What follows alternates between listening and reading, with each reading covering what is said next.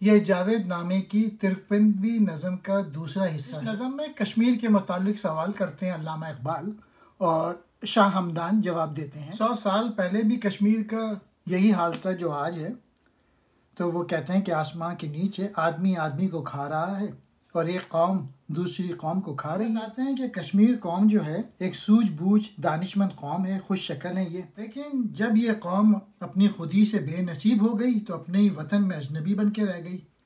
جب انہوں نے اپنی اندرونی صلاحیتیں اور قوتیں نہیں بڑھائیں تو پھر وہ غلام اور محکوم ہو۔ پھر شاہ ہمدان بیٹوں کی طرح علامہ اقبال کو کچھ کام کی باتیں بتاتے ہیں اور اقبال پھر مزید کچھ سوالات کرتے ہیں تو ان کے بھی جواب، اور آخر میں ملا طاہر غنی کچھ کام کی باتیں کہتے ہیں اور آخر میں مین میسج یہی دیتے ہیں کہ کسی قوم کی حقیقی زندگی جو ہے وہ جمود میں نہیں، مسلسل جد و جہد اور مشکلات کا سامنا کرنے میں ہی ہے، اور جو قومیں مشکلات کا سامنا کرتی ہیں وہی سرخرو ہوتی ہیں۔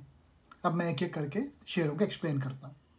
میں بتاتا ہوں تجھے ایک رمز باریک اے پسر، تن سراپا خاک ہے جاں ہے مگر والا گوہر، تن کو جاں کے واسطے قرباں کرنا چاہیے، خاک و جان پاک کی پہچان کرنا چاہیے، اپنے تن سے تو اگر ٹکڑا کرے کوئی جدا، وہ ہمیشہ کے لیے یکسر تلف ہو جائے گا۔ شاہ ہمدان علامہ اقبال سے کہہ رہے ہیں، اے بیٹے برخوردار، میں تجھے ایک رمز کی بات بتاتا ہوں، اور وہ یہ کہ جسم سراسر مٹی ہے جبکہ جان ایک قیمتی موتی ہے، روح ہی سے بدن کی قدر و قیمت ہے، روح کی خاطر بدن کو پگھلا دینا چاہیے، پاک اور خاک میں تمیز کرنا چاہیے، دونوں میں جو بڑا فرق ہے اس سے آگہی ضرور ہے،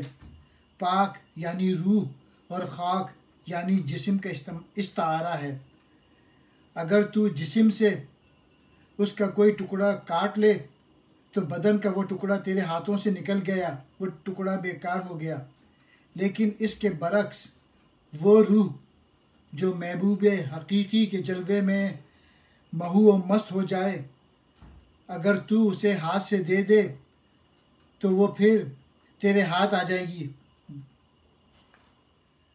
جان ہو جلوہ مست تو کیا شان دکھلاتی ہے وہ، گر اسے تو ہاتھ سے دے ہاتھ آ جاتی ہے وہ، شش جہاد میں اس کے جوہر کا کوئی ہمسر نہیں، بند کے اندر ہے وہ اور بند کے اندر نہیں، گر بچا کر اس کو رکھے مر کے وہ کھو جاتی ہے، گر نچھاور کر دے نور انجم ہو جاتی ہے، جانے جلوہ مست کہتے ہیں کسے اے مرد حر، جان دینا کیا ہے اپنے ہاتھ سے اے مرد حر، کھیل جانا جان پر خوشنودی حق کے لیے، کوہ کو پگھلانا سینے میں فروزہ آگ سے، جلوہ مستی آپ کا پائندہ ہونے کا ہے نام، شب کو تارے کی طرح تابندہ ہونے کا ہے نام، آپ کو جس نے نہیں پایا ہے وہ مردہ رہا، آپ کو پانا ہے خود کو زندگی کرنا آتا، جس نے اپنے آپ کو دیکھا ہے پائندہ ہے وہ، باہر اپنے قید خانے سے نکل آیا ہے وہ۔ اقبال سے کہتے ہیں شاہ ہمدان،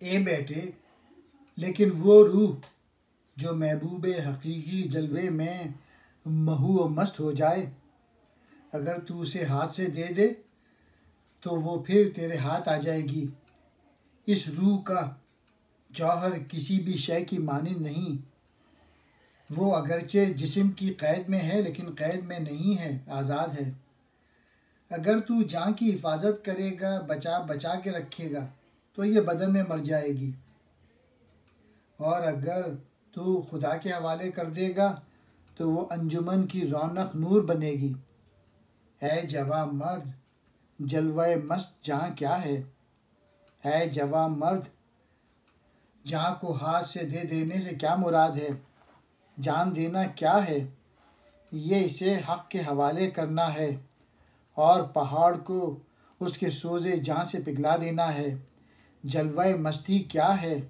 یہ خود اپنے آپ کو پا لینا ہے، خود ہی سے آگاہ ہونا ہے، راتوں میں ستاروں کی طرح چمکنا ہے، اپنے آپ کو نہ پانا گویا نابود ہو جانا ہے، جبکہ اپنے آپ کو پا لینا خود کو اپنے سپرد کر دینا ہے، خود کو زندگی عطا کرنا ہے۔ جس نے خود اپنے آپ کو دیکھ لیا اور اپنے سوا اور کسی کو نہ دیکھا، اس نے اپنے قید خانے سے سامان باہر نکال لیا، قید سے آزاد ہو گیا۔ وہ جلوہ مست جو خود کو دیکھتا ہے وہ ڈنگ یا زہر کو شہد سے بہتر سمجھتا ہے۔ اس جہاں میں آپ کو دریافت جس نے کر لیا، نیش میں نوشینے کا اس کو مزہ آنے لگا۔ اس کے حق میں جاں ہوا کی طرح ارزاں ہوتی ہے، اس کے آگے منہدم دیوار زندہ ہوتی ہے۔ کوہ کو تیشے سے اپنے پارا پارا کرتا ہے، بے خطر گیتی سے حاصل اپنا حصہ کرتا ہے۔ جب گزر جاتا ہے جاں سے اس کی ہو جاتی ہے جاں، ورنہ جاں تو ایک دو دم کے لیے ہے مہمان۔ ہمدان اقبال سے کہتے ہیں وہ جلوہ جو مست جو خود کو دیکھتا ہے وہ ڈنگ یا زہر کو شہد سے بہتر سمجھتا ہے۔ اپنی معرفت سے آگاہ انسان کی نگاہوں میں جان ہوا کی طرح سستی ہوتی ہے۔ اس کے سامنے اس کا قید خانہ جسم کانپتا ہے، اس کا تیشہ پتھر کو بھی توڑ ڈالتا ہے، یہاں تک کہ وہ زمانے سے اپنا حصہ لے لیتا ہے، چھین لیتا ہے۔ جب وہ جہاں سے گزر جاتا ہے تو اس کی جاں بن جاتی ہے، ورنہ اس کی جاں اس کی ایک دو پل کی مہماں ہے، یعنی عارضی و فانی ہے۔ حکمت زشت و نکو کو کر دیا تو نے بیاں، پیر دانا ایک نکتہ اور مجھ پر کر عیاں۔ اے کہ تجھ کو مرشد معین نگاہان کہتے ہیں، اے کہ تجھ کو محرم اسرار شاہاں کہتے ہیں۔ چاہتا ہے حکمراں ہم بے نواؤں سے خراج، آگہی دے کیا ہے اصل اعتبار تخت و تاج۔ زندہ رود یعنی اقبال شاہ ہمدان سے مزید سوال کرتے ہیں اور کہتے ہیں آپ نے برائی اور اچھائی کی حکمت کے بارے میں فرمایا ہے، اے پیر دانا ایک اور گہری بات بھی بیان فرمائیے، تھوڑی واضح کیجیے۔ آپ صاحبان معرفت و عرفاں کے مرشد رہے ہیں اور بادشاہوں کے اسرار سے بھی آگاہ رہے ہیں۔ ہم غریب ہیں اور حکمران ہم سے خراج مانگتے ہیں۔ تخت اور تاج کے اعتبار کی اصل کیا ہے؟ شاہ ہمدان نے بادشاہوں کی رہنمائی کے سلسلے میں کتاب لکھی ہے، ذخیرۃ الملوک۔ علامہ نے اسی حوالے سے یہ پوچھنا چاہا ہے کہ یہ جو ہم سے خراج لیا جاتا ہے اور عوام پر ظلم بھی کیے جاتے ہیں تو کیا بادشاہت اسی قسم کی باتوں سے معتبر بنتی ہے؟ اب اس کا جواب دیتے ہیں آگے شعروں میں شاہ ہمدان۔ اصل شاہی مشرق و مغرب کے ملکوں میں ہے کیا، یا ہے حرب و ضرب یا ملت کی تائید و رضا؟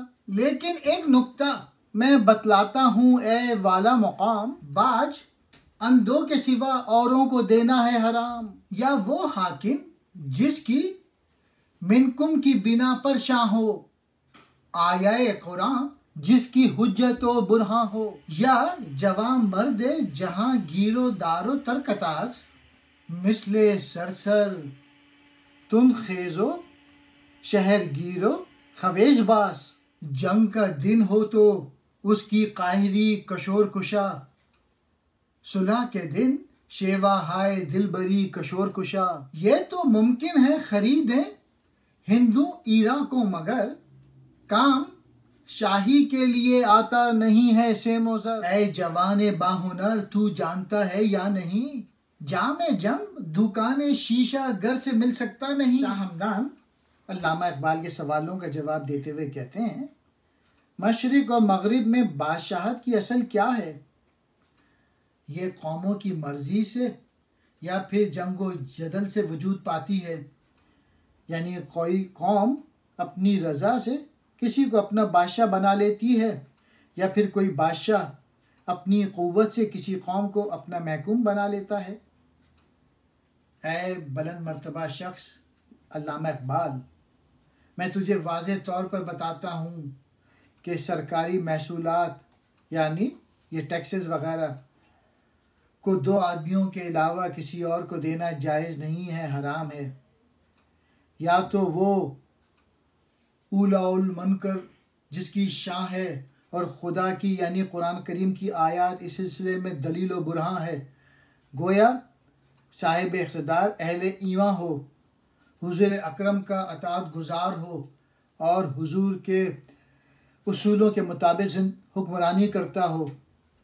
اس سے ہٹ کر جو بھی حکمران اسلامی نظریات سے بیگانہ ہے اسے حاکم بھی نہیں ماننا چاہیے اور نہ باج دینا چاہیے،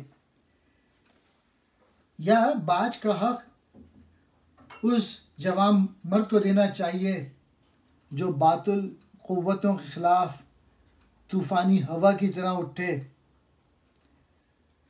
دشمنی کے دن یعنی باطل قوتوں کے خلاف جنگ کے موقع پہ وہ اپنی قاہری سے ملک فتح کرنے والا ہو، اور صلح کے دن یعنی امن کے موقع پر وہ اپنے دلبرانہ طور طریقوں سے لوگوں کے دل جیتنے والا ہو۔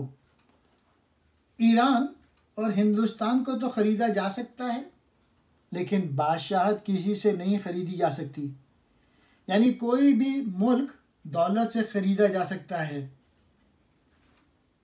جس طرح گلاب سنگھ ڈوگر نے انگریزوں سے کشمیر 75 لاکھ روپے میں خریدا۔ اے باہنر نوجوان یعنی زندہ رود یعنی علامہ اقبال، جامع جمشید کسی شیشہ گر کی دکان سے کوئی نہیں خریدتا، گویا اسے طاقت کے بل پہ چھیننا پڑتا ہے۔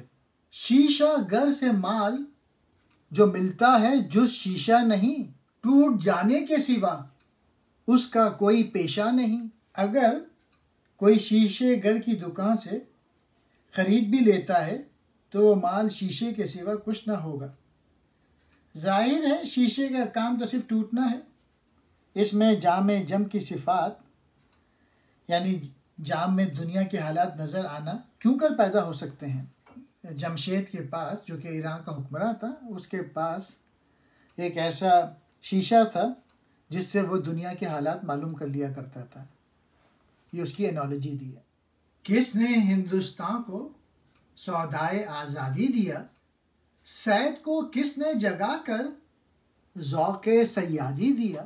وہ برہمن زادگانے تر دماغ و زندہ دل، لالائے احمر ہے جن کے روئے زیبا سے خجل، ہوش مند و تیز بین و پختہ کار و سخت کوش، ہے فرنگ ان کی نگاہ کے تیر سے میوے خروش، اصل ان کی ہے ہماری خاک دامن گیر سے، ان ستاروں کو ملی ہے روشنی کشمیر سے، جانتا ہے گر ہماری خاک کو تو بے شرر، دیکھ اپنے دل کے اندر کے جہاں کو ایک نظر، یہ تیرا تابش کا سرمایہ کہاں سے آیا ہے، یہ ہوائے تازہ کا جھونکا کہاں سے آیا ہے، یہ ہوا تو ہے وہی جو بخشتی ہے دم بدم کوساروں کو ہمارے رنگ نکھت اور نم۔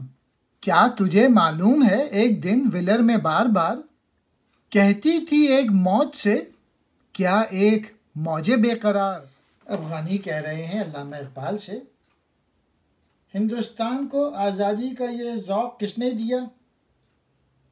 شکار کو شکاری کا جنون کس نے دیا؟ یہ ذوق ان برہمن زادوں نے دیا جو زندہ دل ہیں، جن کے حسین چہروں کے سامنے لالا کا سرخ پھول بھی شرمسار ہے۔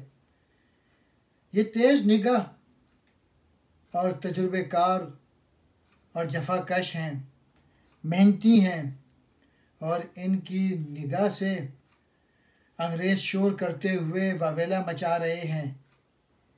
ان کی اصل ہماری دامن گیر مٹی کشمیر سے ہے، ان ستاروں کا طلوع ہونا ہمارا کشمیر ہے۔ پنڈت موتی لال نہرو اور پنڈت جواہر لال نہرو کا تعلق کشمیر سے ہے۔ اگر تو زندہ رود ہمارے خاک کو شعلے سے خالی سمجھتا ہے تو پھر ذرا اپنے اندر ہی نظر ڈال، یعنی تو بھی کشمیری ہے، کیا تو نہیں چاہتا کہ کشمیر آزاد ہو جائے؟ یہ جو تجھ میں سارا سوز ہے یہ کہاں سے آیا ہے؟ یہ موسم بہار کی ہوا کہ جھونکے کہاں سے اٹھتے ہیں؟ یہ وہی ہوا ہے جس کی تاثیر سے ہمارے پہاڑ بڑے رنگ و بو پاتے ہیں۔ کیا تجھے کچھ علم ہے کہ ایک روز ولر جھیل میں ایک موج نے دوسری موج سے کیا کہا؟ ہم کب تک سمندر جھیل میں ایک دوسرے سے ٹکراتے رہیں گے؟ تو اٹھ تاکہ ہم کچھ دیر ساحل سے ٹکرائیں۔ کب تلک با یاک دیگر قلزم میں لڑتے جائیں ہم، اٹھ کہ باہم مل کے اب ساحل سے جا ٹکرائے ہم۔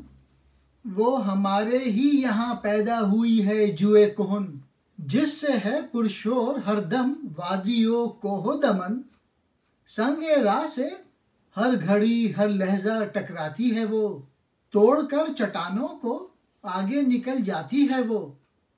دست رس میں شہر و کوہ و دشت کو لاتی ہے وہ، شیر صد مادر سے روز و شب نمو پاتی ہے وہ۔ جو سما اس نے دکھایا وہ نہیں محشر سے کم، اس نے آخر دہر میں ہم سے ہی پایا ہے جنم۔ حد ساحل کے اندر رہ کے جینا ہے گناہ، کیا ہے یہ ساحل ہمارا گر نہیں ہے سنگ راہ۔ یہ کناروں پر رضامندی تو ہے مرگ دوام، گرچہ اس قلزم میں غلطاں رہتی ہے تو صبح و شام۔ دشت و در کے درمیاں پہ ہم سفر ہے زندگی، اے خنک وہ موج جو ساحل سے آگے چل پڑی۔ غنی کہتے ہیں کیا تجھے کچھ علم ہے کہ ایک روز ولر جھیل میں ایک موج نے دوسری موج سے کیا کہا؟ اس نے کہا کہ ہم کب تک سمندر میں ایک دوسرے سے ٹکراتے رہیں گے؟ تو اٹھ تاکہ ہم کچھ دیر ساحل سے سر ٹکرائیں۔ ہماری پیدا کی ہوئی وہ پرانی ندی جو جھیل کی لہروں سے نکلی ہوئی ہے، جس کا شور اب وادی اور پہاڑ اور دمن میں ہے، وہ ہر لمحے خود کو راستے کے پتھروں سے ٹکراتی ہے، یہاں تک کہ وہ پہاڑ کی بنیاد تک کھود دیتی ہے۔ وہ جوان جس نے شہر و بیاباں اور وادی کو اپنے لپیٹ میں لے رکھا ہے، اس کی پرورش 100 ماؤں کے دودھ سے ہوئی، اس کا دبدبہ انسانوں کے لیے ایک قیامت کی حیثیت رکھتا ہے۔ گویا جب اس میں سیلاب آتا ہے تو بڑی تباہی مچاتا ہوا آگے نکل جاتا ہے، تو یہ سب کچھ کشمیر ہی کی بدولت ہے۔ گویا کشمیر نہ ہوتا تو جہلم بھی نہ ہوتا اور میدانی علاقوں کی سیرابی کا بھی بندوبست نہ ہوتا۔ ساحل کی حدود میں زندگی بسر کرنا خطا ہے۔ ہمارا ساحل ہمارے راستے کا پتھر ہے، ہمیں ان پتھروں سے باہر نکل کے اپنا وجود برقرار رکھنا ہے۔ ساحل سے موافقت کر لینا ہمیشہ کی موت ہے۔ اگرچہ اے موج تو سمندر میں صبح و شام کیوں نہ لڑکتی رہے، طوفان ہی کیوں نہ برپا کرتی رہے۔ ساحل سے موافقت کر لینے سے مراد ہے ساحل کے اندر ہی یعنی سمندر ہی میں رہنا۔ موج کی حقیقی زندگی تو کوہ و دشت میں اپنی جولیانہ دکھانا ہے۔ وہ موج بڑی ہی مبارک ہے جو ساحل سے باہر نکل آئی۔ علامہ نے موج و ساحل کے استعارے میں غنی کی زبان سے یہ سمجھانا چاہا ہے کہ انسان یا کسی قوم کی حقیقی زندگی جمود میں نہیں، مسلسل جد و جہد، مشکلات، مصائب، ہر طرح کی رکاوٹوں سے ٹکراتے ہوئے ہر لمحے آگے بڑھتے رہنا ہی زندگی ہے، اسی سے دوام حاصل ہوتا ہے۔ اے کہ تو نے پڑھ لیا ہے خط سیمائے حیات، اے کہ مشرق کو دیا ہے تو نے غوغائے حیات، اے کہ تیری آہ درد انگیز سے سوزاں جگر، تو اگر بے تاب ہے اس سے تو ہم بے تاب تر۔ طائران گلستان تجھ سے سیکھا ہاؤ ہو، صبح دم سبزہ تیرے اشکوں سے کرتا ہے وضو، کیاریوں میں پھول اگاتی ہے تیری طبع رواں، ہے تیری امید سے جانوں میں امید جواں، کاروانوں کے لیے تیری صدا بانگے درا، اہل خطہ سے تیری نومیدی کا باعث ہے کیا؟ ان کے سینے میں جو دل ہے زندہ ہے مردہ نہیں، زیر یخ انگارہ تابندہ ہے افسردہ نہیں، بے صدائے سور آئے گی قیامت دیکھنا، تربتوں کی خاک سے اٹھے گی ملت دیکھنا، کر بلند ایک آہ آتشناک اے صاحب نظر، جس سے خاکستر ہو جل کر ساعتوں میں خشک اتر۔ جاوید نامے کے بیسٹ شعر ہیں، ان کو ہمیشہ اپنے پاس رکھیے گا۔ اے زندہ رود شاعر یعنی علامہ اقبال، تو نے زندگی کی پیشانی کی لکیریں پڑھی ہیں اور اہل مشرق کو اپنی شاعری سے صحیح زندگی کا ولولہ دیا ہے۔ تجھے قوموں کی زندگی اور موت، ان کی اچھی بری تقدیر کی پوری خبر ہے، اے کہ تو ایسی آہ رکھتا ہے جو جگر کو جلاتی ہے، تو اس سے بے قرار رہے، تو ہم سے زیادہ بے قرار ہے، اے کہ تجھ سے مرغ چمن میں ہاؤ ہو کا شور ہے، اور سبزہ تیرے اشکوں سے وضو کرتا ہے۔ اقبال، تیری شاعری نے اہل وطن یا ملت میں جوش و جذبہ پیدا کیا ہے۔ اقبال، تیری طبع سے پھولوں کی کیاری کھل اٹھی، تیری امید سے جانیں پر امید ہو گئیں، یہ سب تیری شاعری کا نتیجہ ہے کہ افراد اور جو ملت کے لوگ تھے مایوسی کے بجائے پر امید ہو گئے۔ قافلوں کے لیے تیری شاعری بیداری اور کوچی گھنٹی ہے، پھر تو کشمیر کے لوگوں سے نا امید مایوس کیوں ہے؟ ان اہل کشمیر کے سینوں میں مردہ دل نہیں ہے، ان کا شعلہ برف کے نیچے دب کر نہیں بجھا، گویا ان میں آزادی کا پورا جذبہ ہے، یا وہ آزادی کے جذبے سے پوری طرح سرشار ہیں۔ تو ذرا ٹھہر تاکہ تو دیکھے کہ ایک ملت اہل کشمیر سور کی آواز کے بغیر ہی قبروں کی مٹی سے اٹھنے والے ہیں، گویا وہ وقت قریب ہے جب اہل کشمیر غلامی سے نجات پائیں گے۔ اے صاحب نظر بندے یعنی علامہ اقبال، تو غم مت کر، تو ایسی آنکھ کھینچ جو خشک اور تر کو جلا دے، اہل کشمیر میں ایسے جذبے اور ولولے پیدا کر دے جن سے وہ غلامی کی زنجیروں کو ہر طرح سے بے نیاز ہو کر توڑ ڈالیں۔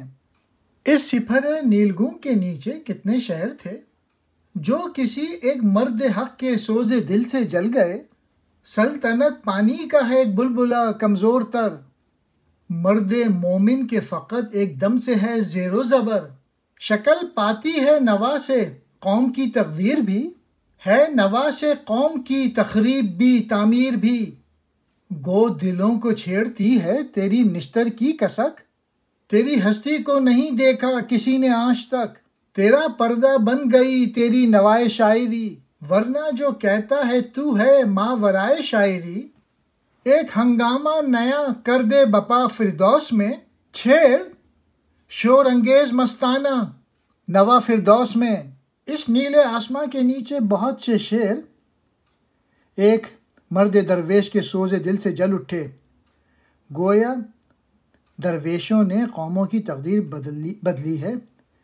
تو زندہ رود یعنی علامہ اقبال بھی ایک درویش ہے، تو بھی اپنی آہ یعنی شاعری سے باطل قوتوں سے ٹکرانے اور اپنی آزادی کا سامان کرنے کا ولولہ جذبہ کشمیریوں میں پیدا کر۔ سلطنت پانی کے بلبلے سے بھی زیادہ نازک ہوتی ہے، چنانچہ ایک ہی پھونک سے اسے ختم کیا جا سکتا ہے، بلبلے کو ایک پھونک مارو تو وہ پھٹ جاتا ہے، اسی طرح سلطنت یا حکومت کو بھی قوت کے بل پر جلد ختم کیا جا سکتا ہے۔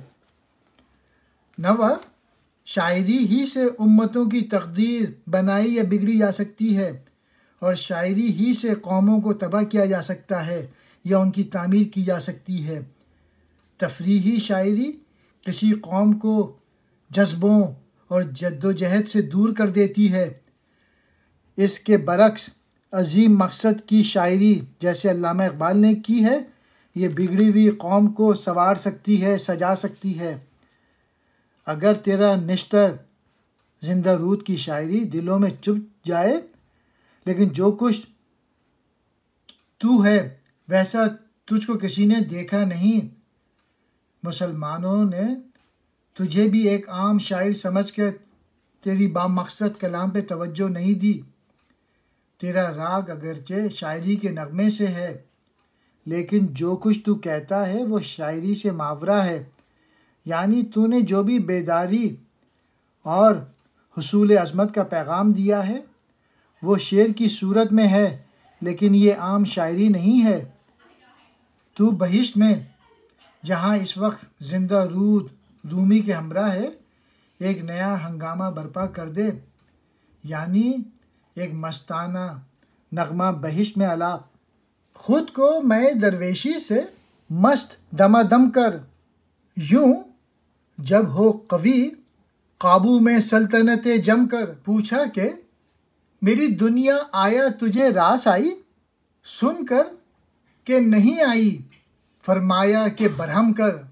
میں خانے ملے خالی شائستہ حریفوں سے، ان مغ بچوں سے ہٹ کر ہم دوشائے رستم کر۔ اے لالا صحرائی تو جلتا ہے تنہا کیا، اس داغ جگر سے سوزاں سینہ آدم کر۔ تو سوزے دلوں اس کا، تو گرمئی خوں اس کا، یاور نہیں آتا ہے واہ پیکر عالم کر۔ یہ عقل چراغ راہ ہے راہ گزر میں رکھ، اور عشق ہے ساغر حاصل صحبت محرم کر۔ لخت دل پر خوں میں آنکھوں سے گراتا ہوں، اس لال بدخشاں کو زیبائش خاتم کر۔ اقبال کہہ رہے ہیں تو نشہ درویشی کے ساتھ موافقت کر اور مسلسل پی یعنی مست رہ۔ جب تو اس نشے میں پختہ ہو جائے تو خود جمشید کی سلطنت کے مقابل آ جا، اس سے ٹکرا جا۔ فقر و درویشی میں کامل ہو کر سلطنت بادشاہت کے بجائے رضائی الہی کے مطابق سلطنت وجود میں لا۔